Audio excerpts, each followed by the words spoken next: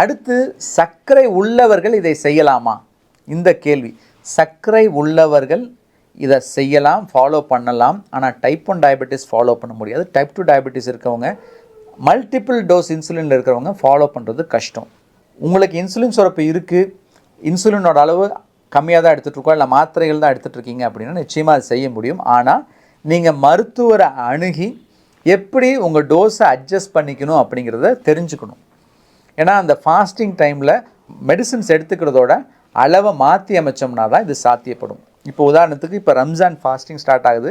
என்னோடய பேஷண்ட்ஸ் எல்லோரும் 90% முஸ்லீம் பேஷண்ட் ரம்ஜானில் நோன்பு வைக்கிறதுக்கு நான் வந்து அலோவ் பண்ணியிருக்கேன். யார் யாரெல்லாம் ஃபிட்டாக இருக்காங்களோ அவங்களுக்கு இந்த ஒரு மாதத்துக்கு எப்படி மருந்து மாத்திரை எடுத்துக்கணும்னு சொல்லி அவங்க இந்த மாதத்துக்கு ஸ்டார்டிங் முன்னாடியே வந்து எழுதி வாங்கிட்டு போயிடுவாங்க. அதன்படி கரெக்டாக ஃபாலோ பண்ணும்போது அவங்களுக்கு அந்த ஃபாஸ்டிங் தடைப்படாமல் கண்டிப்பாக வந்து போயிடும்.